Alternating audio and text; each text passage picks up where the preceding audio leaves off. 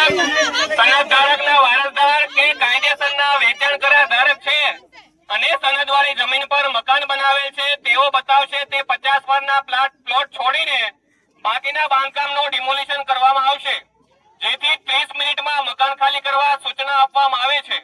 જે હાઈકોર્ટના હુકમનો અમલ કરવામાં વિઘ્ન કરશે તેમના પર કાયદેસરની કાર્યવાહી કરવામાં આવશે।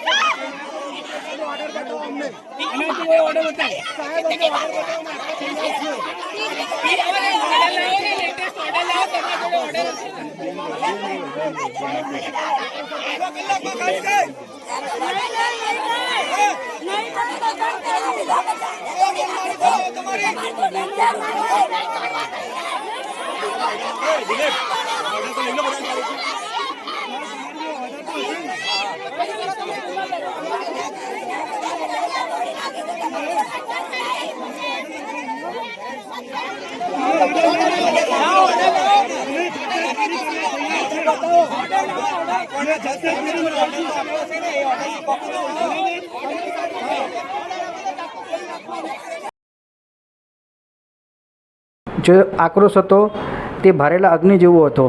ડિમોલિશનની કામગીરીમાં અસરગ્રસ્ત પરિવારોનો સરકાર દ્વારા નવા આવાસની ફાળવણીની જાહેરાત કરવામાં આવી છે।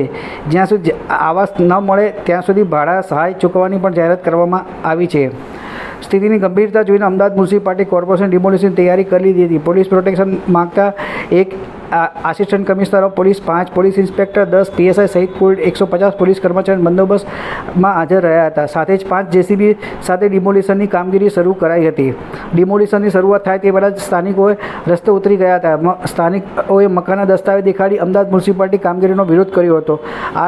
તે દરમિયાન જેનું 50 વર્ષનું કાયદેસરનું મકાન છે તે આગળનું ગેરકાયદેસર તે જાતે તોડવા માટે તૈયાર હતા અને મકાનને 7 થી 8,000 ભાડાની ઓફર કરવામાં આવી હતી, પરંતુ આટલા ભાડામાં કોઈ જગ્યા પર ભાડાનું મકાન મળતું હતું નહીં। સ્થાનિકોને ભારે આક્રોશ અને ગુસ્સા જોતા અમદાવાદ મ્યુનિસિપાલિટી કોર્પોરેશન કાર્યવાહી કરવાની ફરજ પડી હતી। બાદમાં અમદાવાદ મ્યુનિસિપાલિટી કોર્પોરેશનમાં માઇકમાં એનાઉન્સમેન્ટ કરીને 30 મિનિટમાં જાહેરાત કરવા એવી જાહેરાત થતાં સ્થાનિક લોકો વિફર્યા હતા।